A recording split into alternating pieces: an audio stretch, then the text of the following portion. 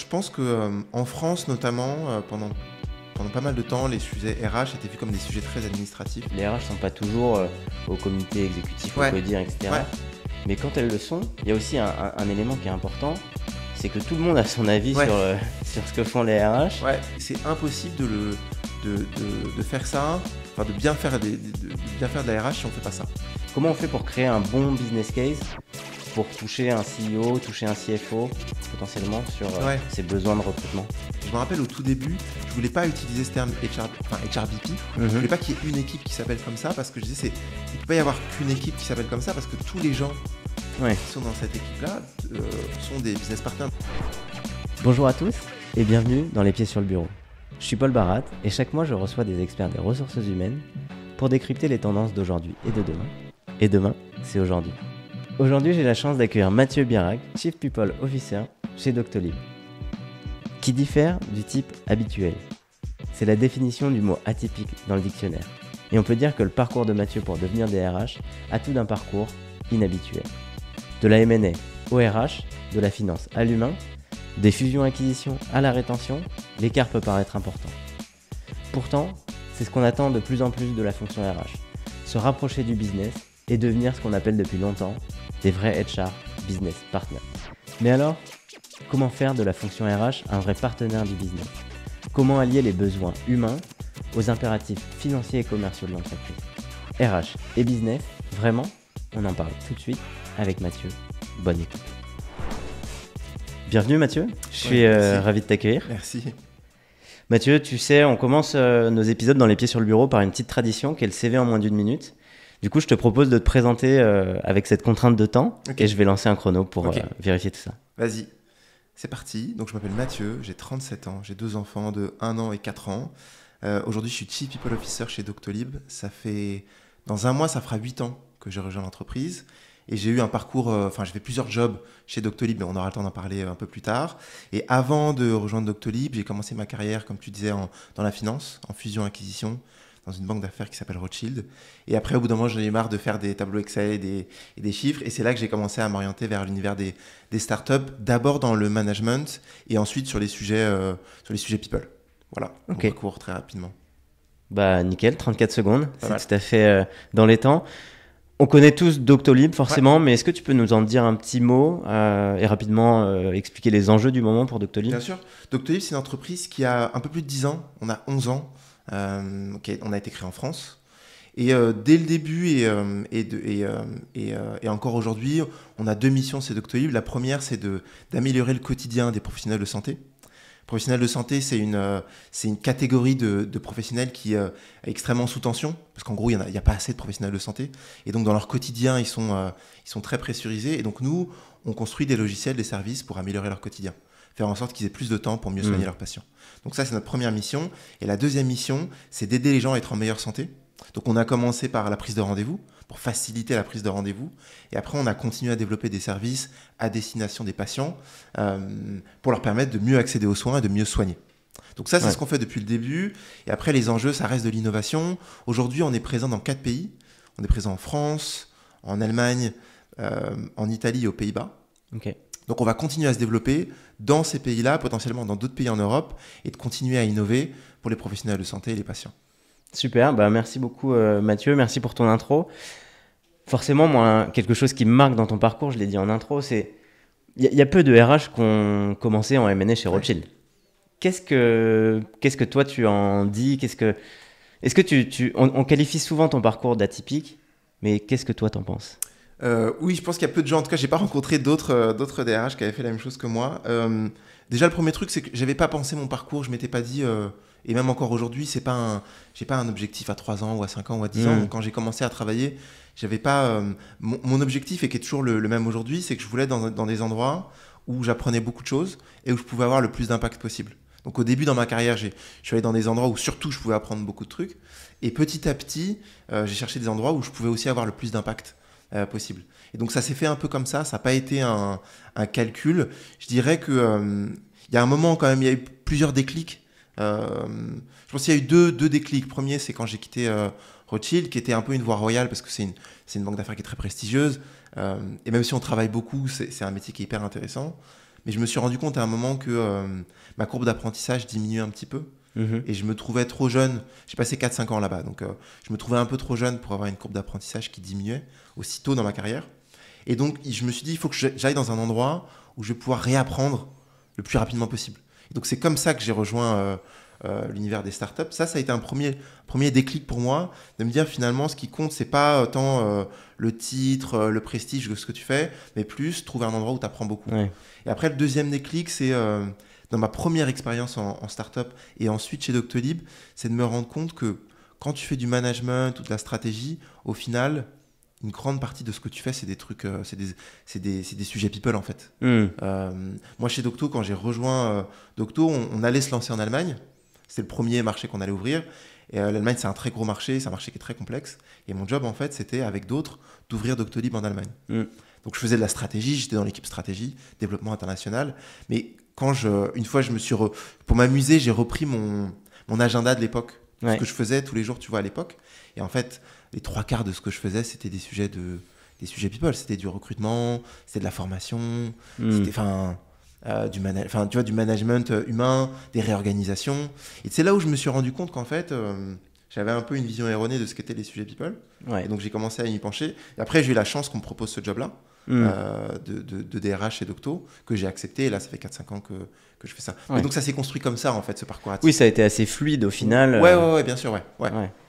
Et du coup, moi, ce qui m'a intéressé, c'est de me poser la question sur tu vois, ce qualificatif, cet adjectif d'atypique, donc qui diffère un peu de l'habituel, qui diffère de la norme, si tant est qu'il y ait une norme. Mais ce qui est sûr, c'est que si ton parcours peut être qualifié d'atypique, ça veut dire qu'il y a des gens qui forcément n'ont pas, en RH, qui n'ont pas ton background business. Qu'est-ce que toi, ça t'apporte et qu'est-ce que ça peut apporter au RH? Je pense que ce que ça m'a appris, ou ce que ça m'a permis de faire, c'est que je suis arrivé, donc quand j'ai pris ce job chez Docto, c'était au début, on était en train de construire l'équipe RH.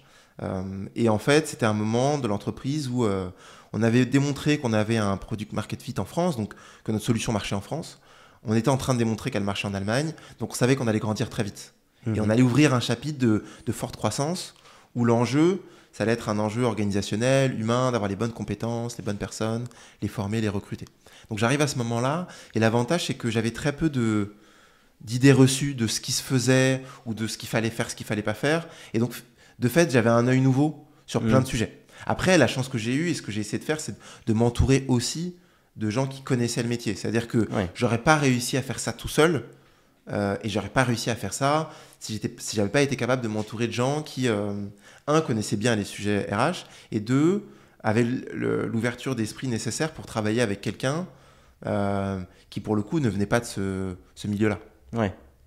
Et est-ce que ce soit dans tes équipes chez Doctolib ou dans l'écosystème RH que tu côtoies, est-ce que tu constates potentiellement ce manque de business?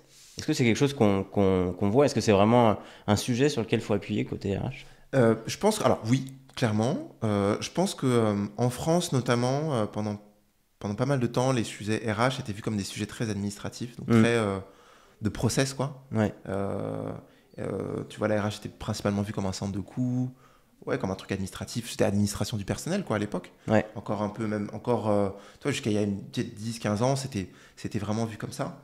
Je pense que c'est en train de changer je pense que déjà, dans les pays anglo-saxons, je pense qu'ils avaient déjà initié ce mouvement avant. Quand tu vois le parcours, ce qui est intéressant, et je me rappelle quand on m'a proposé ce job de Chief People Officer, j'ai regardé du coup des profils de DRH, etc. Et quand je regardais les profils de DRH en France, souvent c'était des gens qui avaient fait 20 ans ou 25 ans, 30 ans dans ce poste-là.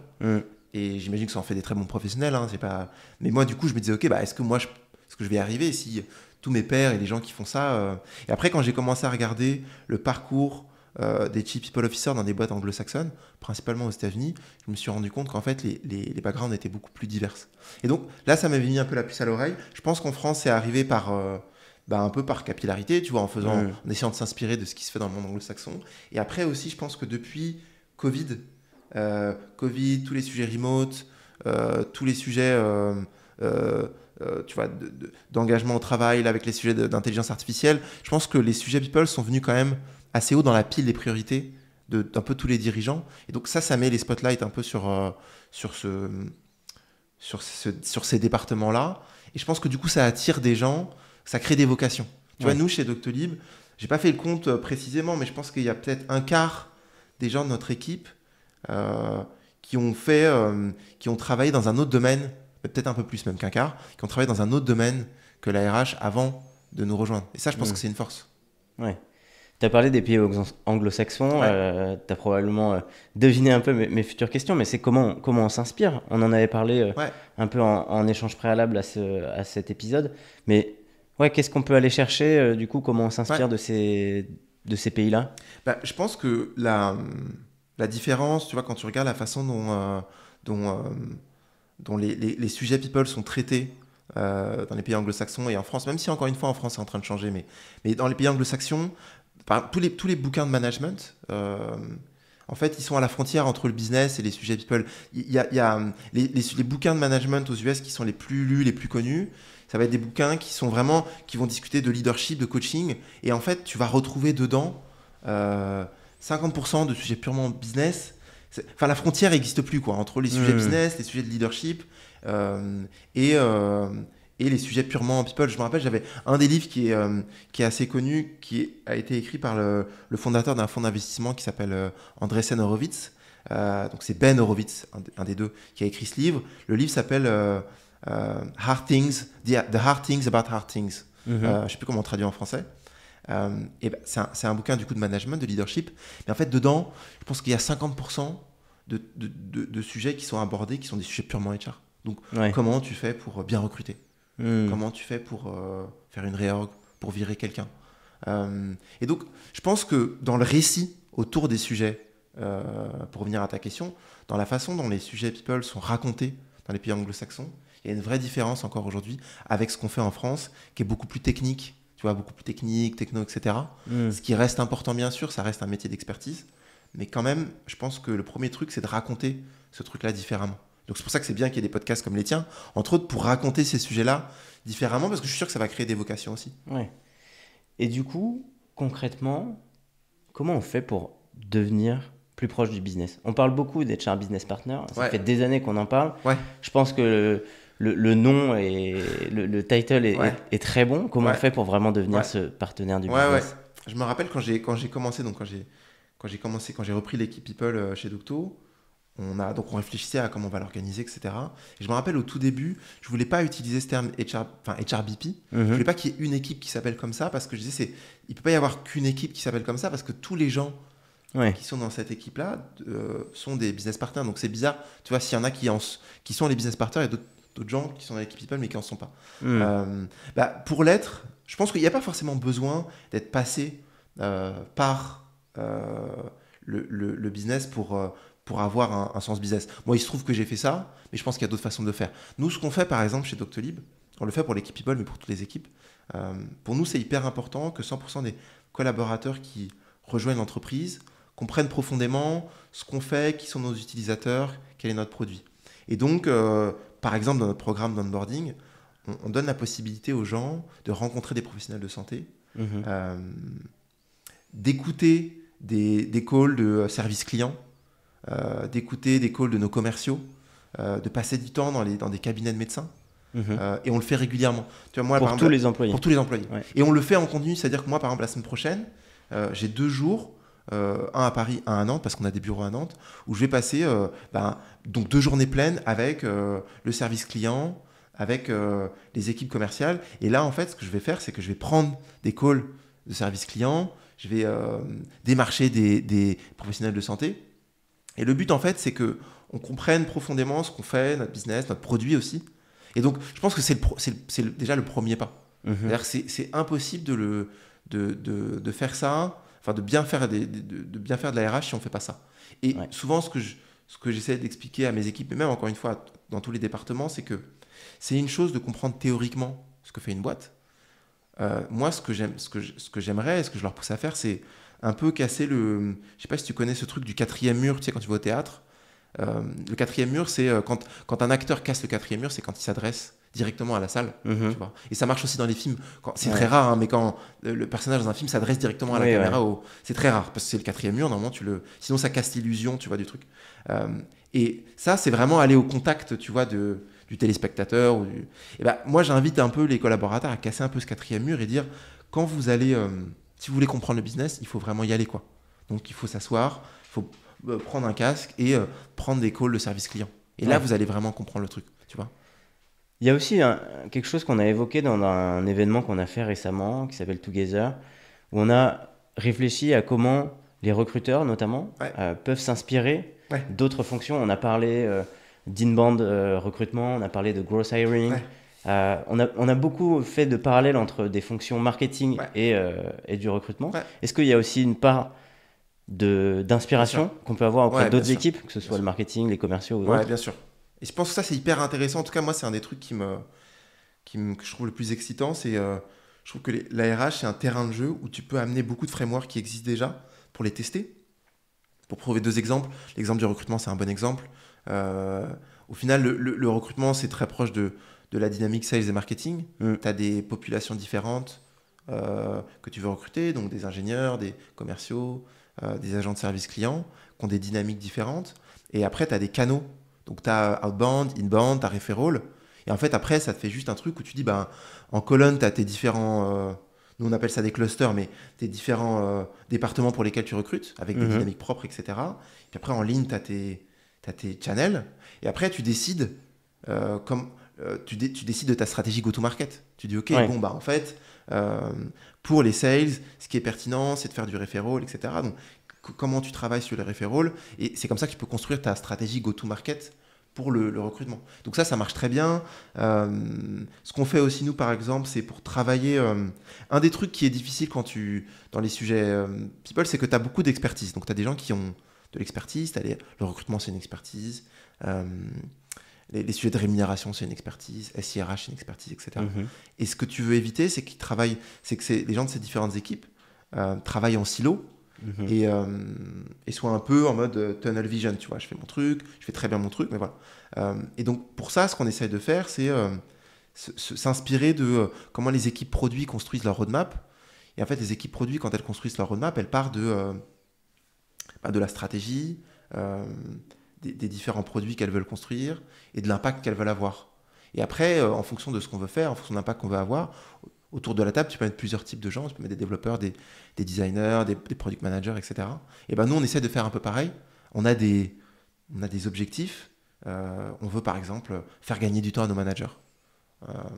Et en fait, ça, c'est pas seulement le boulot des HRBP ou seulement le boulot de... En fait, c'est plusieurs équipes qui vont travailler autour de cet objectif-là.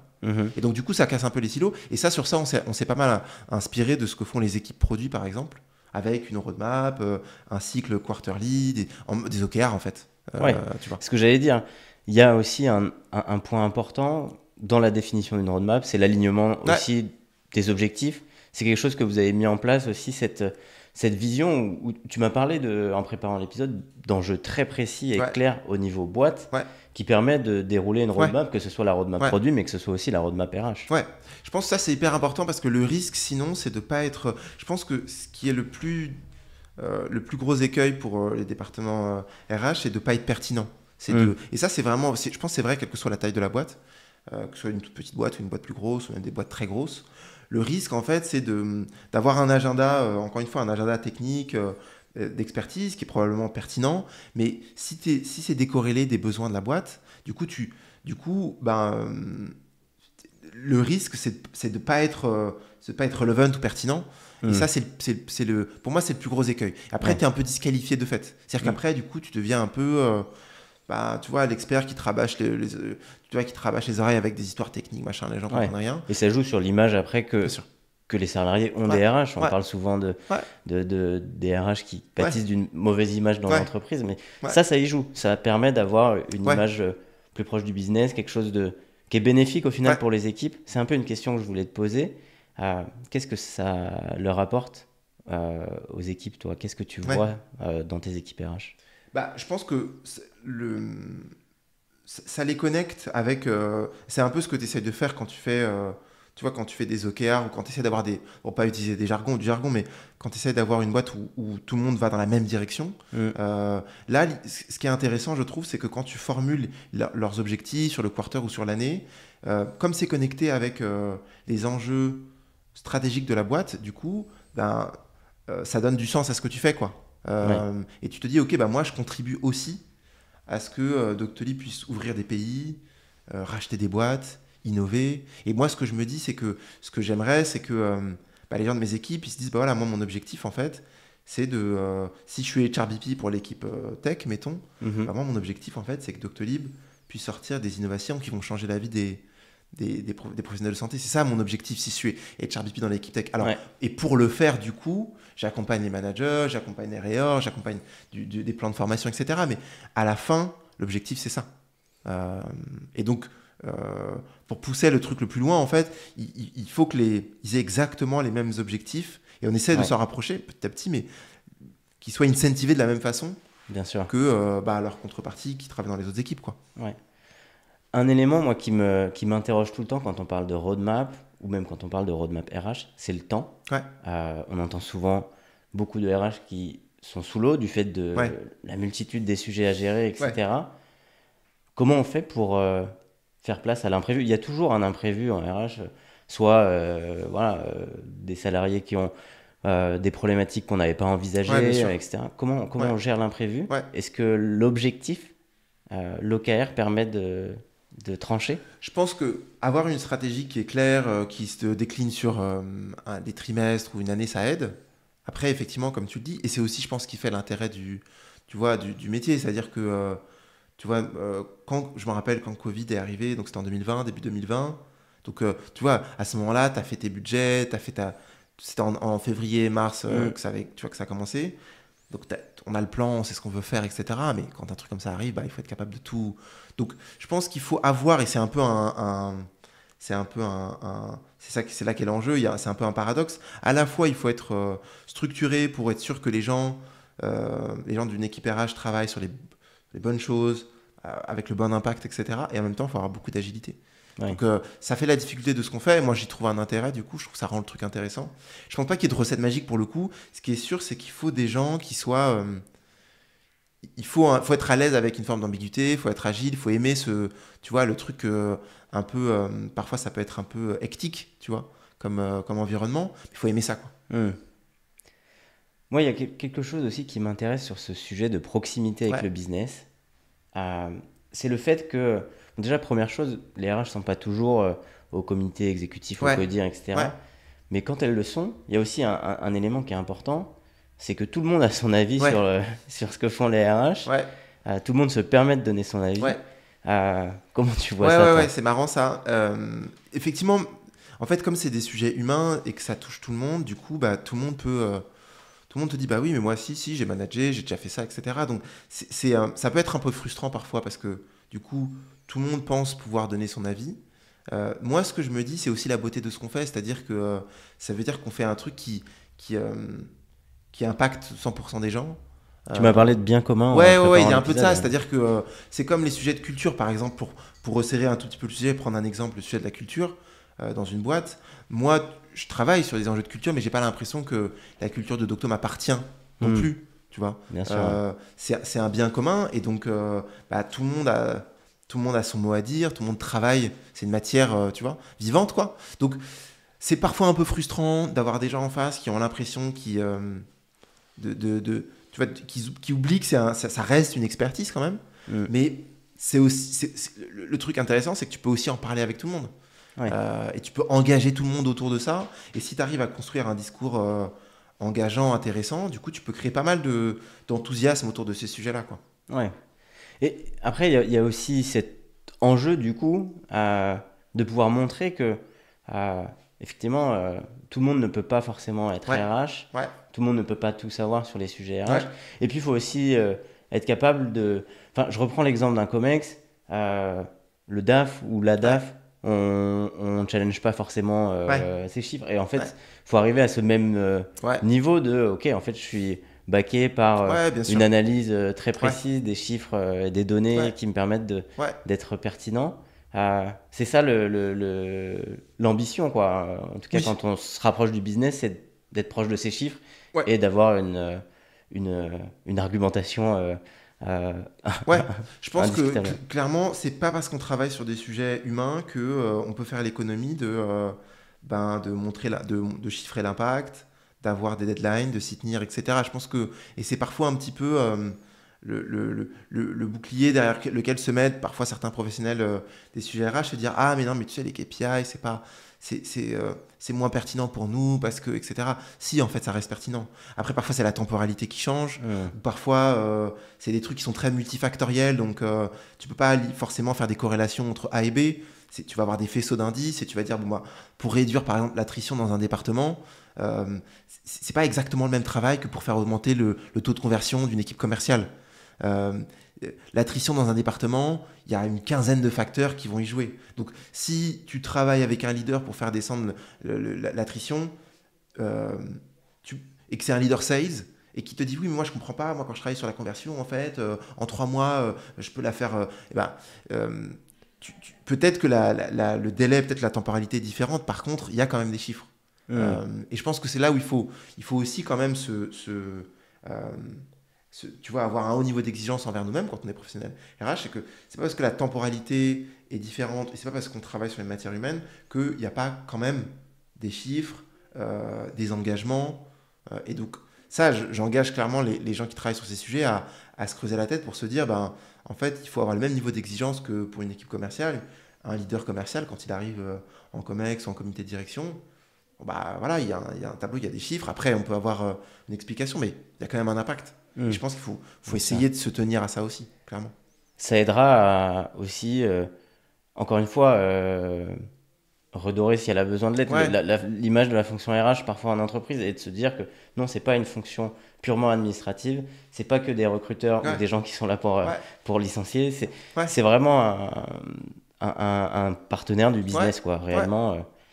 Yes. Et peut-être un point sur lequel moi j'ai envie d'insister, on arrive bientôt au terme de l'épisode et j'aime bien finir les épisodes par euh, des questions plus personnelles ou en tout cas plus proches Ouais. de ce que peuvent se poser comme questions nos auditeurs et auditrices. Et moi, il y a quelque chose qui m'interroge beaucoup en ce moment, c'est que les RH sont souvent les cordonniers les moins bien chaussés, Ouais.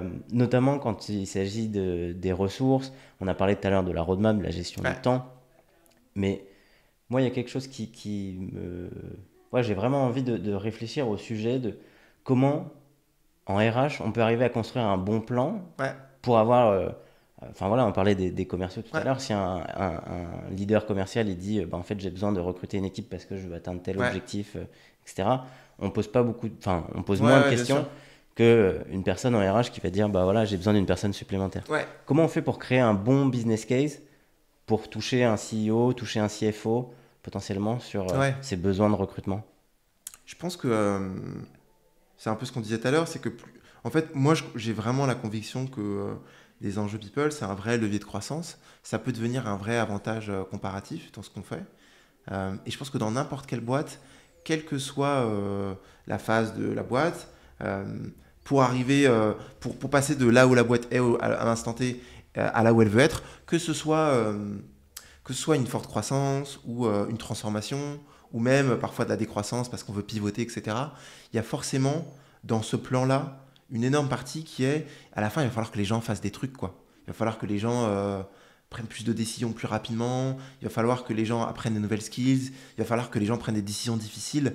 Et donc en fait, quel que soit le plan de la boîte, quel que soit l'horizon temporel aussi, il y a forcément à l'intérieur de ce plan-là, pour y arriver, un enjeu organisationnel, un enjeu people. Donc je pense qu'un bon DRH ou une bonne personne qui travaille dans les sujets RH, il doit être capable de comprendre ça, de saisir ce truc-là et de dire, OK, dans ce plan-là strat de la boîte, dans ce plan strat-là, qui se découpe du coup en plusieurs étapes, sur cette étape-là, au même titre que le directeur commercial va être en charge de cette étape-là, moi je pense que je peux être en charge de cette étape-là.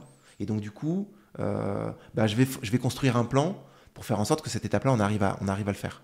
Et après, à l'intérieur de ça, il y a de l'investissement, il y a encore une fois des projets, etc. Mais déjà, en fait, se mettre au même niveau que d'autres personnes dans la direction d'une boîte, ça permet après du coup de pouvoir parler le même langage, et après ça rend plus facile les discussions d'investissement, tu vois, de ressources et tout. Mais je pense que c'est vraiment ça, c'est de se dire, en fait, dans un plan strat, il y a toujours un volet organisationnel, un volet humain, et je pense que la capacité des gens qui travaillent dans les sujets people à s'en saisir le plus tôt possible, même à l'anticiper, tu vois, ou à ouvrir les yeux aux autres leaders qu'il y a en fait ce truc-là qui est hyper important et qu'il ne faut pas oublier, bah déjà ça te met du coup au même niveau de facto, parce que du coup tu gères, au même titre que d'autres, tu gères un des blocs du plan strat de la boîte pour les 2-3 prochaines années, quoi.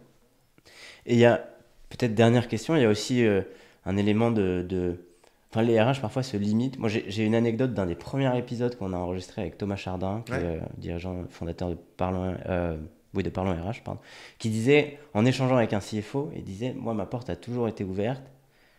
J'ai toutes les équipes qui viennent me voir pour négocier des budgets. J'ai jamais vu les RH. Il y a aussi ce truc-là de, ok, on se met une barrière de, non, mais moi, je peux pas demander quelque chose, quoi. Ouais, bah, c'est parce qu'encore une fois, l'idée, c'est d'arriver à passer d'une logique de coût à une logique d'investissement.